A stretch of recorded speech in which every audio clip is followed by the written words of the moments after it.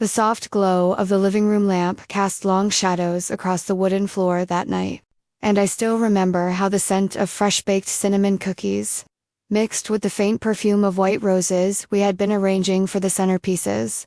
My name is Emma, and looking back now, I realize I had spent the last 10 years building what I thought was an unbreakable life. Mark and I had met in college, fallen in love under the old oak trees on campus, and promised each other forever on a rainy afternoon exactly like the one that would soon destroy everything. He was the kind of husband who noticed when I was tired and would run me a warm bath with lavender oil. The kind who would leave little notes in my lunch bag saying you make every day feel like home. Our house was small but filled with love creaky stairs that announced every step, a backyard swing we painted pale blue together one lazy weekend, and photo frames on every wall capturing our happiest moments. Then there was Lily, my little sister, the one person I had protected with every beat of my heart since our parents were taken from us in that horrible car accident. When she was just 14, I became her everything, her late-night confidant, her prom dress shopper, her college application editor. I watched her grow from a shy, heartbroken teenager into a bright, hopeful young woman with dreams as big as the sky. When she met Alex, everything felt complete. Alex had this gentle way about him, warm brown eyes that crinkled when he smiled, a quiet laugh that made Lily light up like she had discovered magic. Their engagement felt like the fairy tale ending I had always wanted for her. The wedding invitations had gone out 2 weeks earlier. Cream-colored cards with gold lettering that read, "Forever begins here." Lily's dress hung in the guest room, a vision of ivory lace and delicate beading that made her look like she had stepped out of a dream every time she tried it on. That particular evening, the three of us, me, Mark, and Lily, were gathered around the big oak dining table. Wedding magazines were spread everywhere, fabric swatches in soft pastels, and a half-eaten plate of the cookies I had baked earlier that afternoon. Lily was twirling a strand of her long dark hair around her finger, her cheeks flushed with excitement as she showed me the final seating chart. "Emma, look, I put you and Mark at the head table right next to me. I want my big sister and her husband there for every moment." She reached across the table and squeezed my hand, her eyes shining. Mark had been unusually quiet all evening, stirring his coffee slowly, his gaze fixed on the steam rising from the mug. Then, without warning, he placed his hand gently on my knee under the table, the same comforting touch he had used 1,000 times before, and said in that low, steady voice I had trusted with my entire soul, "Emma, sweetheart, you need to cancel the wedding." I actually laughed at first, a soft, disbelieving sound that echoed in the warm room. "Cancel it, Mark? Honey, you're kidding, right? Lily has been planning this for over a year. The venue is booked, the caterers are confirmed, and look at her, she's absolutely glowing. Alex makes her so happy." I glanced at Lily, expecting her to roll her eyes and tease him the way she always did, calling him overprotective big brother Mark. But his expression didn't change. His eyes were darker than usual, shadowed with something heavy and unspoken. He squeezed my knee a little tighter, almost pleading now. "I'm serious, Emma. Tell her it's off. For her own good, and maybe for all of us." The words hung in the air like smoke. The cookies suddenly tasted like ash in my mouth. Lily's smile faltered, her hand freezing midair as she reached for another swatch. "What do you mean, Mark?" she asked, her voice small and confused. "Alex is the best thing that's ever happened to me. He's kind, he's steady. Why would you say something like that?" She looked between us, searching for the joke that wasn't there. Mark stood up slowly, walking over to the window where rain had just begun to tap softly against the glass. He stared out into the darkening backyard, his shoulders tense. "I can't explain everything right now. There are things about Alex you don't know. Things that could hurt you both if this wedding goes forward. Just trust me on this. Cancel it before it's too late." My heart gave a strange, uneasy flutter, the kind you feel when the ground beneath you starts to shift without warning.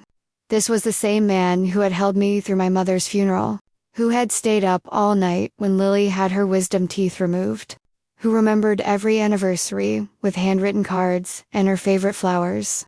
How could he ask me to shatter my sister's dreams without giving me a single real reason? I pushed back my chair and walked over to him, wrapping my arms around his waist from behind the way I had done a million times. His shirt smelled faintly of his cologne and the rain outside. "Mark, please, you're scaring me. We don't keep secrets from each other. Whatever it is, we can face it together. Just tell me." He turned in my arms, pulled me close, and pressed a lingering kiss to my forehead, the same gentle kiss that had always made me feel safe. His lips stayed there a second longer than usual, as if he was trying to memorize the moment. "Some truths are better left buried for now, love. I'm only trying to protect you both. Just cancel the wedding, please." Then he gently pulled away and walked upstairs, his footsteps heavy on the creaky stairs, leaving me standing there with the scent of rain, cookies, and the heavy weight of unspoken words pressing down on my chest. That night, long after Lily had gone to bed humming softly in the guest room, probably trying on her veil one more time, I lay beside Mark in the dark, listening to his steady breathing. The rain continued its gentle rhythm against the window. I couldn't sleep. My mind kept replaying every word, every look, the way his hand had trembled just slightly when he touched my knee. But what I didn't know that quiet, rainy night, what I couldn't even begin to imagine in the safety of our shared bed, was that the real betrayal wasn't about Alex at all. It wasn't some secret about my sister's fiance. The truth was already living right under my roof, breathing the same air I breathed, sharing the same meals, smiling at me across the dinner table like nothing was wrong. The cracks in my perfect world were already there, invisible but growing wider with every passing hour. I just hadn't seen them yet. The next few days blurred together like a slow motion nightmare I couldn't wake from. I tried so hard to keep things normal for Lily's sake. We went back to the bridal boutique one last time for final alterations. I watched her spin in front of the mirror in that ivory lace gown, the fabric catching the light like fresh snow. "Emma, do you think Alex will like it?" she asked, her voice full of nervous joy. I hugged her tight and whispered, "He's going to think you're the most beautiful bride in the world." But inside, Mark's words kept echoing, making my stomach twist with unease. Every evening I would gently press Mark again, while we washed dishes together or folded laundry. "Please, tell me what's really going on. Is it money? Did Alex do something wrong? I can't keep this from Lily much longer, she's my sister." He would sigh deeply, pull me into his arms in the middle of the kitchen, and say the same thing every time. "I love you, Emma, more than you could ever know. Just trust me one more time. Cancel it before someone gets hurt."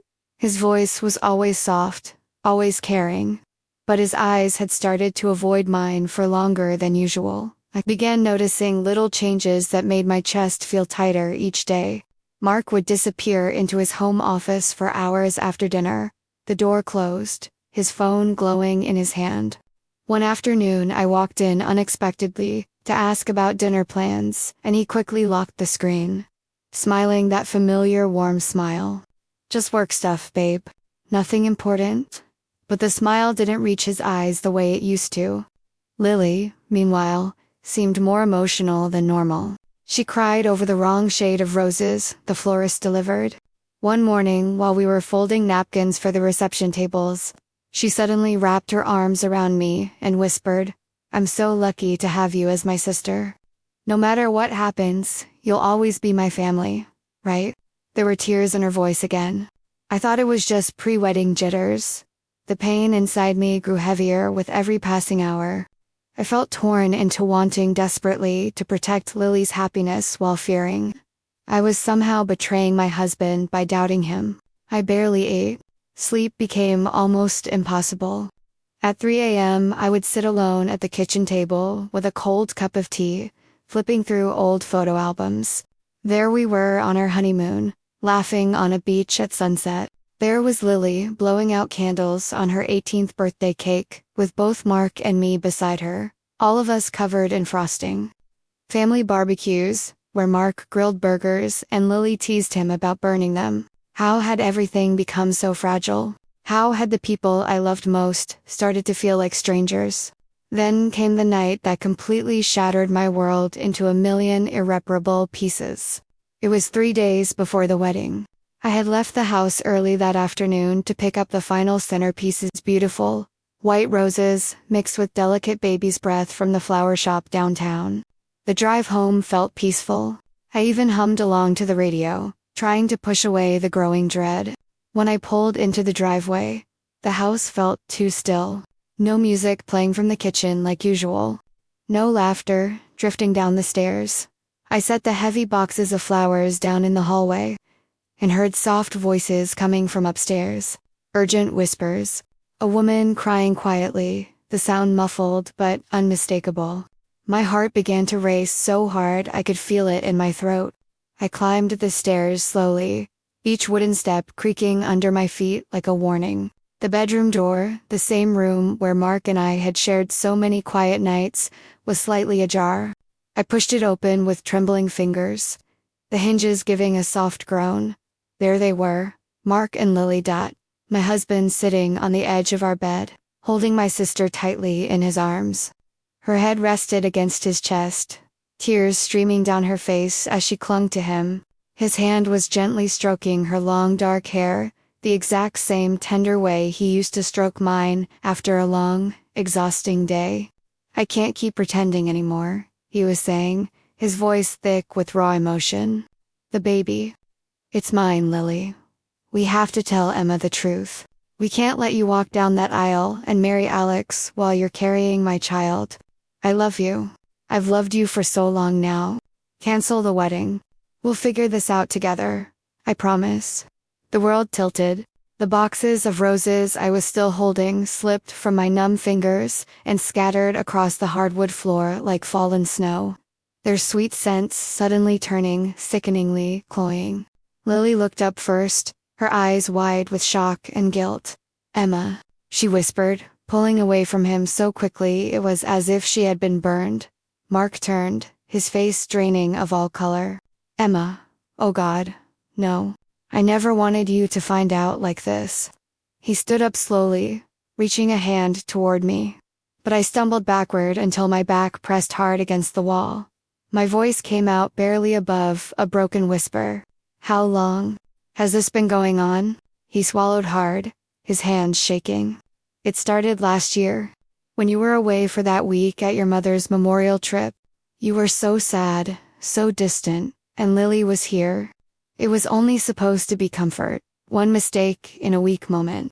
But then, feelings grew. Lily and we fell in love. I tried to stop it so many times. I swear to you I did. But when she told me about the baby 2 months ago, I knew I couldn't let her marry Alex.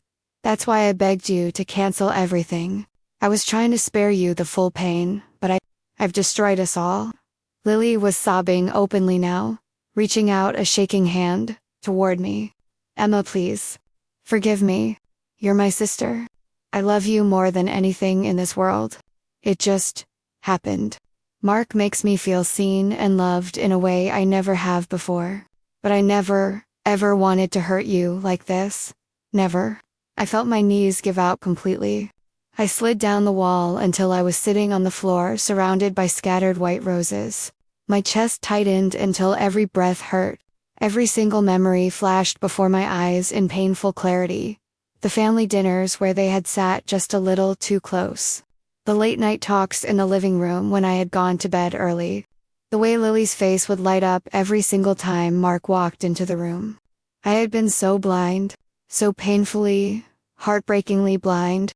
The two people I had given my whole heart to, the ones I had trusted most, had been living a secret life right under my roof, planning a future that completely erased me from the picture. The pain that followed was deeper than anything I had ever felt. It wasn't just heartbreak. It felt like my soul had been ripped wide open. I cried until my throat was raw and my eyes burned. 4 days afterward, I moved through the house like a ghost, avoiding their eyes, avoiding the bedroom, avoiding everything that reminded me of the life I thought we had. Mark tried to talk to me constantly, begging for forgiveness, saying he still loved me in his own complicated way. Lily left tear-stained notes on my pillow, apologizing over and over. But every word felt like another knife, twisting deeper. In the middle of that endless darkness, something quiet and powerful began to shift inside me. The endless tears slowly gave way to a cold, burning resolve I had never known before. I was no longer just the heartbroken wife or the devoted older sister. I was a woman who had been betrayed in the cruelest possible way, and I refused to remain broken forever. The pain had stripped me completely raw. But in that rawness, I discovered a new kind of strength, quiet, determined, and unstoppable. I didn't scream or throw things. I didn't beg or cry in front of them again. The very next morning, I looked both of them straight in the eyes across the kitchen table and said in a calm, steady voice, "The wedding will happen exactly as planned. Don't worry about anything. Everything will be fine." They exchanged quick, relieved glances, believing I had chosen forgiveness and silence. How terribly wrong they were. Over the next 48 hours, I moved like a shadow, with ice in my veins. While they thought I was quietly processing my pain, I was working with cold precision.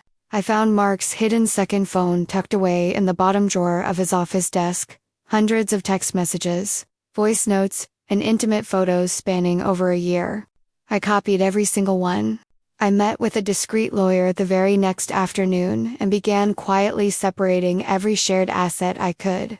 I sat down with Alex at a small coffee shop near the wedding venue and told him the entire truth, gently but completely. He was devastated, tears in his eyes. But he listened without anger toward me and agreed to stand with the truth when the moment came. I also reached out privately to a few trusted family members and close friends, not to gossip, but to make sure the right people would be there to witness what was coming. The wedding day arrived, bright and beautiful. The sun shining, as if the universe itself had decided to set the perfect stage for the truth to be revealed. The church was filled with fragrant flowers, soft piano music, and rows of smiling guests in their finest clothes. Lily walked slowly down the aisle, in her perfect white dress, her hand trembling slightly in Alex's. She looked pale but determined. Mark sat proudly in the front row, his face a careful mask of fatherly support. When the priest asked the solemn question, "If anyone here knows of any reason why these two should not be married, speak now or forever hold your peace," the entire room fell into expectant silence. I stood up slowly from my seat near the back. Every eye in the church turned toward me. My legs felt surprisingly steady. I walked down the aisle with quiet dignity, connected my phone to the sound system at the front, and began playing the clearest recordings, Mark's voice confessing his love for Lily, their secret plans for the baby. The way they had hidden everything from me for so long while smiling in my face, gasps rippled through the crowd like a shockwave. Bones came out. Whispers turned into shocked murmurs, and then outright cries of disbelief. Lily's face went completely white. She swayed on her feet and had to be steadied by Alex. Mark stood up abruptly, his mouth opening and closing without sound, his face flushed with panic. Alex stepped forward, his voice calm but firm as he said, "I think it's best if we stop this ceremony right here. You both took my trust, my family, and every ounce of peace I had," I said, my voice clear and steady, even as tears welled in my eyes. "You shattered me in the one place I felt safest in the world. But today, the truth is finally exposed for everyone to see. I will not be the villain in my own story. I choose to walk away with my dignity and my strength intact." The wedding dissolved into complete chaos. Guests stood up and began leaving in disbelief. The scandal spread like wildfire through our community and far beyond. Within a week, Mark had lost his job when the recordings reached his boss and colleagues. Lily was left alone, pregnant, and facing the consequences of choices that had cost her everything she once held dear. Alex handled the entire situation with quiet grace, and eventually moved on with his life, finding his own path to healing. I filed for divorce the very same day. I kept the house that held both painful and beautiful memories, the backyard swing we once painted together, and the strength I had discovered in the ashes of my old life. Months later, as I sat on that same porch swing, watching the sunset paint the sky in soft pinks and golds, a deep, genuine peace finally settled over my heart. The betrayal had nearly destroyed me, but it had also revealed the woman I was truly capable of becoming. I started volunteering at a local women's support group, helping others find their voice after heartbreak. I planted a new garden in the backyard, fresh flowers that I tended with my own hands every morning, watching them bloom stronger each day. Here's the truth I want to leave with every single person listening to my story tonight. Betrayal cuts deeper than any wound because it comes from the people we trusted with our whole hearts. It can make you question everything you're worth, your judgment, even your ability to ever love or trust again. But if you allow the pain to burn through you instead of letting it define you forever, it can transform into something incredibly powerful. The greatest revenge isn't about destruction or cruelty or making them suffer the way they made you suffer. It's healing so completely, so beautifully, that you become the version of yourself they could never have broken. It's building a life full of quiet joy and genuine peace while they are left alone with the consequences of their choices. If you are going through something similar right now, if your heart feels shattered, exposed, or completely lost, please know you are not alone in this darkness. Your pain is valid, your feelings are real, and your strength is already inside you, waiting for the moment you decide to rise. Let yourself feel every tear, every ache, every broken piece. Then, when you're ready, choose to rebuild. Because on the other side of this storm, there is peace. There is freedom. And there is a future far brighter and more beautiful than anything they ever tried to take away from you. Thank you for walking through my story with me tonight, for holding space for my pain and my healing. If this resonated with you even a little, please share it with someone who might need these words in their own dark night. Remember your worth every single day. Protect your peace fiercely, and never, ever forget that you are capable of rising from the ashes, stronger than you ever imagined. Until next time, take care of your beautiful, resilient heart. I'll see you in the next story.